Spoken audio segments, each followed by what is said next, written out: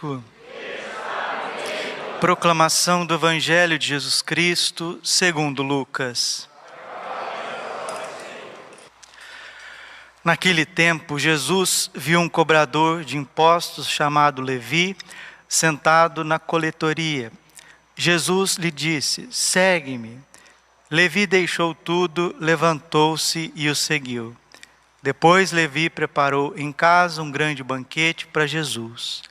Estava aí grande número de cobradores de impostos e outras pessoas sentadas à mesa com eles. Os fariseus e os mestres da lei murmuravam e diziam aos discípulos de Jesus: por que vós comeis e bebeis com os cobradores de impostos e com os pecadores? Jesus respondeu: os que são sadios não precisam de médico, mas sim os que estão doentes. Eu não vim chamar os justos, mas sim os pecadores para a conversão. Palavra da salvação. Ave Maria, cheia de graça, o Senhor é convosco.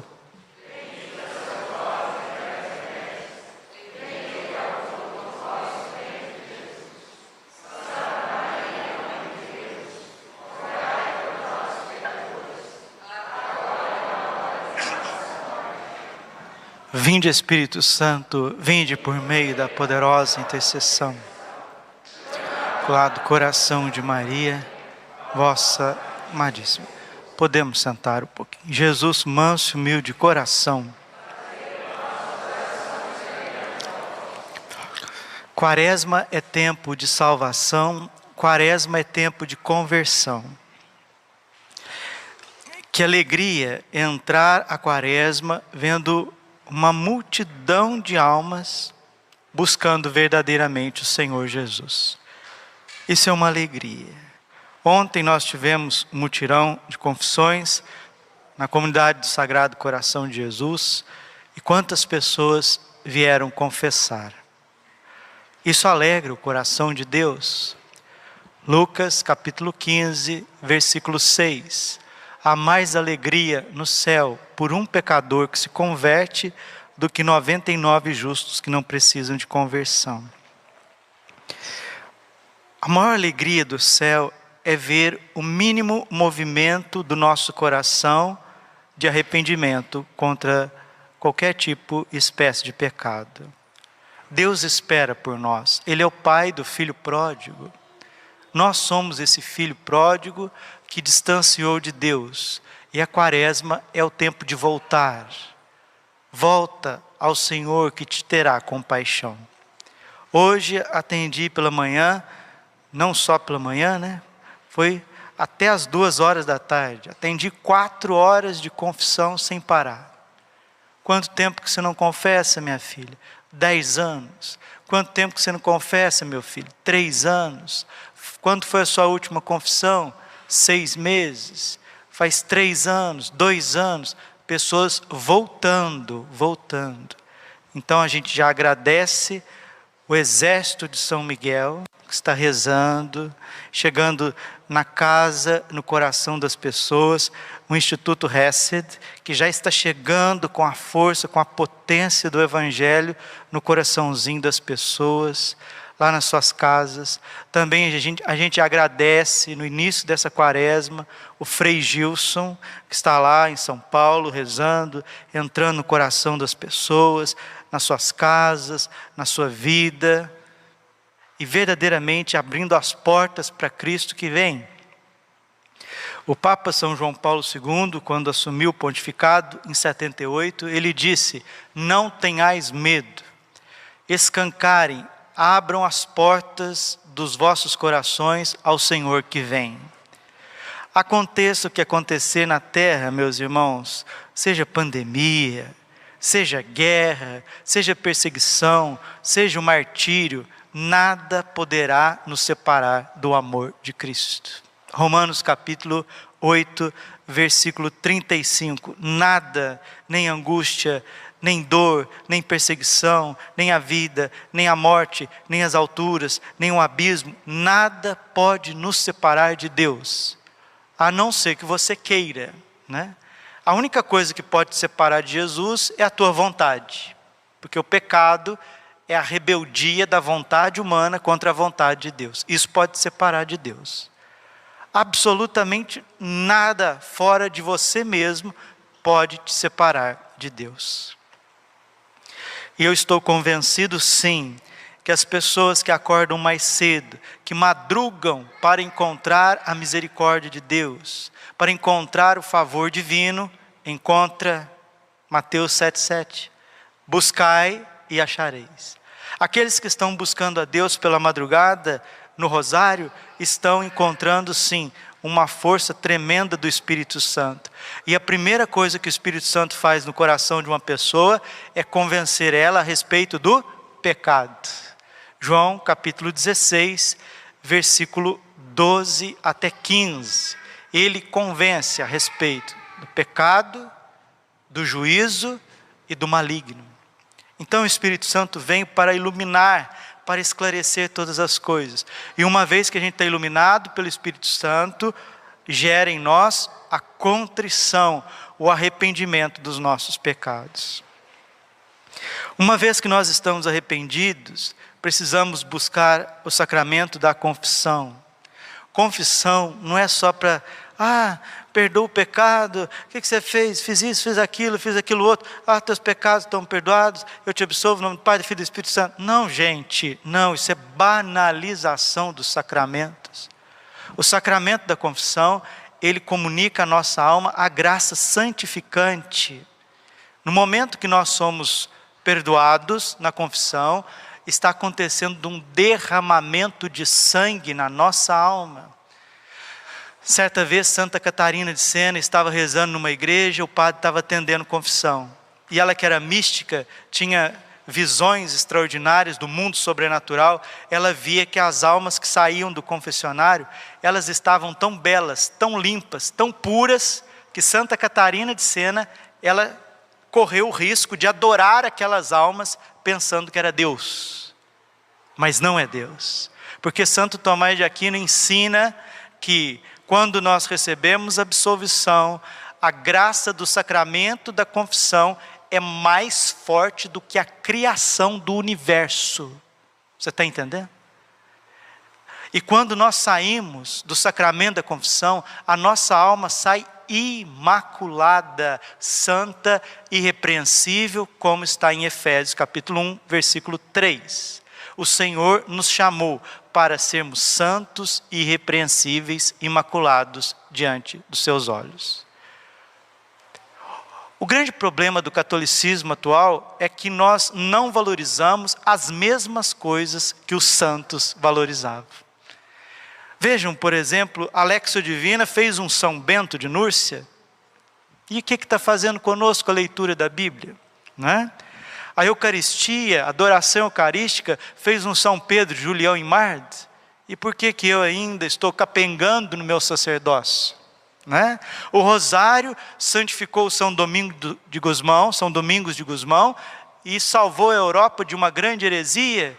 E nós, às vezes, rezamos o terço, quando a gente quer, quando a gente não quer. O Padre Pio, ouvindo confissões 10, 12 horas, se santificou. E às vezes os padres vão atender a confissão das pessoas com raiva, vão atender as pessoas com pressa, ou então fogem de atender as pessoas na confissão. São João Maria Vianney se santificou atendendo confissões. Então as mesmas coisas que santificaram os padres, os santos, poderiam nos santificar. As mesmas lutas de São Luís, Santa Zélia Martã, de Santa Mônica, Santa Rita, as mesmas agruras ali do dia a dia, que santificou essas santas mulheres, e esses santos pais de família, poderiam nos santificar. Mas só que a gente vai desperdiçando o precioso ouro da santificação, que é o sofrimento, a oração e os sacramentos. Estou convicto, vou falar pela enésima vez, e que Deus nosso Senhor faça essa palavra chegar ao coração, aos ouvidos, à mente, à inteligência dos meus irmãos e irmãs espalhados neste mundo. Estou convicto que a salvação da igreja passa pelas duas promessas do céu. guardar todas as primeiras sextas-feiras do mês, confessando em reparação ao coração de Jesus e comungando em reparação ao coração de Jesus. E no dia seguinte, no sábado, hoje, primeiro sábado do mês, a confissão reparadora, que pode ser dias antes, participar da missa no sábado, sim, a Santa Missa em honra ao coração imaculado de Maria, e a comunhão reparadora em honra ao coração imaculado de Maria. Eu estou convicto com o céu, que nós não valorizamos esta santa devoção, e foi a única devoção expressa, vinda do coração de Jesus e do coração imaculado de Maria. Olhando para a vida dos católicos, para aqueles que estão buscando, nós estamos vendo muitas pessoas ficarem pelo caminho. O catecismo da Igreja Católica diz que antes da vinda de Jesus, a Igreja vai passar por uma grande provação que abalará a fé de muitos crentes. Muitos vão perder a fé. E quem perde a fé, perde a esperança. Quem perde a esperança, perde o amor. E a pessoa não tem, a vida dela não tem sentido. Uma pessoa, para perder o sentido na sua vida, é só ela começar a viver para si mesma.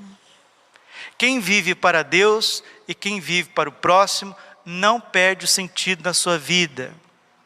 E quem valoriza as primeiras sextas-feiras do mês, quem valoriza os primeiros sábados do mês, esse não vai perder o sentido da sua vida. Nossa Senhora e o Sagrado Coração de Jesus vai guardar as famílias que honraram as primeiras sextas-feiras e os primeiros sábados. Primeiro livro de Samuel, capítulo 2, versículo 30. Eu honro aqueles que me honram. Se você está honrando Jesus, amando o Senhor Jesus, adorando todas as quintas-feiras. Padre, todas as quintas-feiras, Padre, todas as quintas-feiras, todas, sem exceção, passar pelo menos meia hora de adoração com o Senhor. Jesus, ele prometeu a beata Alexandrina que aqueles que ficarem uma hora nas 6 primeiras sextas-feiras, nas 6 primeiras quintas-feiras, ele promete o céu. Todas as quintas-feiras, se você vier à missa, 6 primeiras quintas, participar da missa, comungar com amor, com adoração, e passar uma hora com Jesus no sacrário, ele está dizendo para você, eu te prometo o céu. Eu prometo te proteger na hora da morte com a minha mãe, e os meus olhos e os meus ouvidos estarão atentos à tua vida e às tuas preces. Seja as tuas necessidades materiais, seja as tuas necessidades espirituais. A primeira sexta-feira do mês, quem honra ela, Jesus falou, não morre sem os meus sacramentos. Aqueles que guardam as 9 primeiras sextas-feiras, Jesus disse, eu prometo que essa alma não se condenará ao inferno. Eu prometo uma torrente de graças para aqueles que guardarem as primeiras sextas-feiras. Que os filhos não vão se desviar, que os filhos não vão se perder, que a família jamais sofrerá escândalos, promessas do coração de Jesus. Nossa Senhora prometeu tanta bondade, tanto amor, tantos favores do seu coração de mãe, que ela disse, quem guardar os primeiros sábados, eu prometo lhes assistir na hora da morte e dar o céu. Vejam, por que não atrai essas promessas? Porque as pessoas não vivem para o céu. Por que essas promessas não atraem os católicos? Porque os católicos se tornaram materialistas. Se Jesus prometesse 10 mil reais por mês, a igreja devia estar lotada, né? Se Jesus prometesse trocar os carros novos, Nossa Senhora prometeu trocar os carros de todos aqueles que vierem no primeiro sábado. Nossa Senhora, precisa chamar a polícia de tanta gente que ia ter aqui na frente da igreja. O ser humano se tornou materialista, ele já não liga para os bens eternos, não liga. E nós precisamos pensar muito naquela palavra de Jesus no Evangelho de São Lucas. Lucas capítulo 18, versículo 8. Será que quando o Filho do Homem vier na glória com os seus anjos, ele vai encontrar fé sobre a face da terra? O justo vive pela fé. Abacuque capítulo 2, versículo 4. Então, meus irmãos, terminando essa homilia, terminando esta reflexão, nessa quaresma, Jesus está dizendo para nós hoje, com todo o seu amor, Lucas capítulo 5, versículo 31 e 32. Os que são sadios não precisam de médico, mas sim os que estão doentes. Senhor Jesus, eu estou doente. Senhor Jesus, o pecado é uma doença. Eu trago várias doenças espirituais. O padre Paulo Ricardo tem aquele livro, né? Um Olhar que Cura, que ele vai falar de todas as doenças espirituais. Eu sou doente, Jesus, porque o orgulho é uma doença, porque a vaidade é uma doença, porque a vanglória é uma doença, a jactância é uma doença. Estou doente, Jesus, porque a tristeza é uma doença. A ganância, a avareza, o materialismo é uma doença, Senhor. A impaciência, a ira, Senhor, a mágoa é uma doença. A cobiça, os desejos desregrados é uma doença. A falta de castidade, a impureza é uma doença, Senhor. A gula, a intemperança, a preguiça, o desânimo, a ansiedade é uma doença. O pecado é uma doença, Jesus. E se eu sou doente, se eu estou doente, eu preciso do Senhor. Eu não vim chamar os justos, mas sim os pecadores para conversão. Se você é doente, o teu lugar é a igreja. Porque São João Damasceno, doutor da igreja, ele diz assim, que a igreja é o hospital público dos pobres pecadores. O médico é o Senhor Jesus. Eu não vim para os justos, mas para os pecadores. São Paulo diz que de todos os homens, ele é o maior pecador de todos. São Francisco se considerava o maior pecador de todos. E você? Se você é um pecador, você é um doente, porque o pecado é uma doença.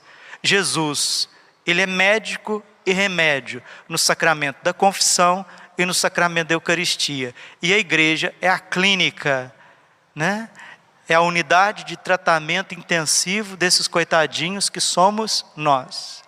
Se valorizarmos bem aquilo que Deus nos deu, teremos paz, teremos saúde, teremos alegria, teremos força de viver, seremos homens e mulheres melhores.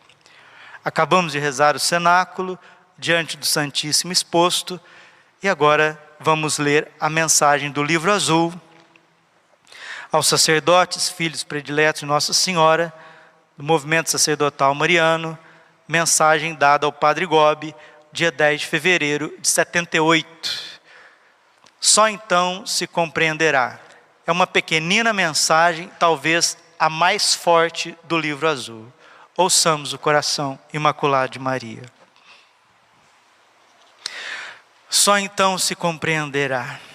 Como me agradou a tua vinda em peregrinação de amor e de oração ao meu célebre santuário, onde começaste os encontros com os meus filhos prediletos na Sicília. Vieste para consolar o coração doloroso da tua mãe imaculada. Acolhi o teu dom de amor, e coloquei-o à volta do meu coração, como uma esplêndida coroa que tu estás a formar com os sacerdotes, que reúnes em todas as partes do mundo. Obrigado pela alegria que me dás. Tiveste também o sinal, eis o significado. Agora a luz irá se apagando em toda a parte. Nossa Senhora está falando da apostasia, da perda da fé. Padre, o que é apostasia? Apostasia é a perda da fé. Padre, o que são apóstatas? Aqueles que abandonaram a fé e começam a combater a verdade católica. Aqueles que eu chamei estão se refugiando no meu coração imaculado. Este é o lugar onde ainda podereis ver. Este é o refúgio. em que podereis vos abrigar. Este será o caminho que vos conduzirá a Deus. As trevas descerão sobre a igreja e tornar-se-ão ainda mais densas, depois da Mãe Celeste ter acolhido a alma do meu primeiro filho predileto, o Papa Paulo VI. Nossa Senhora está falando que depois da morte do Papa São Paulo VI, tudo ficaria mais difícil para a igreja e para o mundo. Depois da Mãe Celeste ter acolhido a alma do meu primeiro filho predileto, o Papa Paulo VI, que está consumando o seu extremo sacrifício na cruz. Enquanto ele viver, eu poderei ainda deter o braço da justiça de Deus, pelo seu doloroso martírio, mas depois da sua morte, tudo se precipitará. Padre, o que significa precipitará? Tudo cairá, tudo cairá, tudo vai de mal a pior. A igreja ficará como submersa pelo erro, o qual será acolhido, difundido, e assim a apostasia, que já está se espalhando como uma mancha de óleo, chegará ao seu cume. Serão feridos os pastores e o rebanho a eles confiado. Por um momento, o Senhor permitirá que a igreja seja como que por ele abandonada. As trevas adensar-se-ão sobre o mundo, que chegará ao extremo da sua perversão. Quanto mais se perverter, tanto mais prosseguirá obstinadamente no caminho da rebelião contra Deus, da idolatria, da blasfêmia e da impiedade. Assim atrairá por si mesmo tudo aquilo que a justiça divina decretou para a sua total purificação, por meio das trevas, do fogo e do sangue. Será a hora dos mártires, que derramarão em grande número o seu sangue, e a hora daqueles que restarem, que invejarão os que forem vistos serem perseguidos e mortos. Só então se compreenderá tudo o que eu fiz por vós. Essa mensagem é do dia 10 de fevereiro de 78, está na página 266 desta 27ª edição do Livro Azul. E nós queremos olhar para o coração imaculado e doloroso de Nossa Senhora, que na cidade de Civitavecchia, que fica a 70 quilômetros de Roma, na costa oeste do Mediterrâneo, a família do senhor Fábio Gregory recebeu uma pequenina imagem de Nossa Senhora Rainha da Paz, vinda de Medjugorje, toda branca, uns 60 centímetros, foi lá e colocou numa grutinha no jardim. Do dia 5 de fevereiro de 1995 ao dia 10 de fevereiro, esta imagem lacrimejou sangue 9 vezes na família Gregory, em Civitavecchia, às portas de Roma. Quem viu foi a menininha. Papai, papai, Nossa Senhora está chorando sangue. O bispo, Monsenhor Grilo, da região, foi até a casa dos Gregory, com medo de um tumulto, de um disque-me-disque, e aí ele retirou a imagem da família, levou até a sua casa. Ficou na casa do bispo, para evitar qualquer confusão. E numa sexta-feira santa de 1995, Dom Grilo celebrou a missa às 8 horas da manhã. E quando ele pegou aquela imagem na mão para rezar a Salve Rainha, Nossa Senhora lacrimejou sangue nas mãos do bispo. As portas de Roma. As portas de Roma. O bispo chorou, caiu de joelhos, pediu clemência e misericórdia. É um sinal fortíssimo para a Santa Igreja de Deus. O Papa São João Paulo II, que era um místico, fazia peregrinando, escondidinho, ele ia até a família dos Gregory, rezar cenáculo com eles, ia até a igreja de Santo Agostinho, onde está a imagem até hoje, e ali ele rezava o cenáculo, pedindo misericórdia, misericórdia. Meus irmãos, Satanás não tem órgãos genitais, Satanás não tem pênis, não tem vagina, Satanás não tem órgão excretor, Satanás não come, não bebe, e ele é o mal personificado. Falava para 2 seminaristas lá em casa agora, tem gente, ser humano tão mal, que é capaz de ganhar dos demônios no inferno. O homem, ou ele é um santo, ou ele é um demônio. O príncipe Gagari, é um sacerdote jesuíta, ele diz que no mundo tem duas forças: a Santa Igreja Católica e a Revolução. A Santa Igreja Católica nos traz a ordem e a paz, a Revolução traz a guerra e o ódio. Então quem não for católico, que se converta. Tudo que não é católico é revolucionário. Tudo na face da terra. É um jesuíta que está nos ensinando. E esse princípio é lógico. Por isso que Quaresma é tempo de conversão. Marcos capítulo 1, versículo 15. Convertei-vos e crede no Evangelho. Lucas capítulo 13, versículo 3. Se não vos converterdes, perecereis todos vós. Nossa Senhora está nos alertando. Padre, não tem como a gente segurar tudo isso que está acontecendo? Se nós rezarmos, guardarmos as primeiras sextas-feiras do mês, todas as sextas-feiras, Padre, todas as sextas-feiras, enquanto a gente viver. Todos os sábados, Padre, todos os sábados, enquanto a gente viver. Ainda dá tempo? Deus é misericordioso. Deus é misericordioso. Glória ao Pai, ao Filho e ao Espírito Santo, como era no princípio, agora e sempre. Coração imaculado de Maria, confiança, saúde e vitória. Ave Maria, Virgem poderosa, Imaculada Conceição, Rainha das vitórias, que as vossas lágrimas de sangue destruam as forças do inferno. Ave Maria, Virgem poderosa, Imaculada Conceição, Rainha das vitórias, que as vossas lágrimas de sangue destruam as forças do inferno. Ave Maria, Virgem poderosa, Imaculada Conceição, Rainha das vitórias, que as vossas lágrimas de sangue destruam as forças do inferno.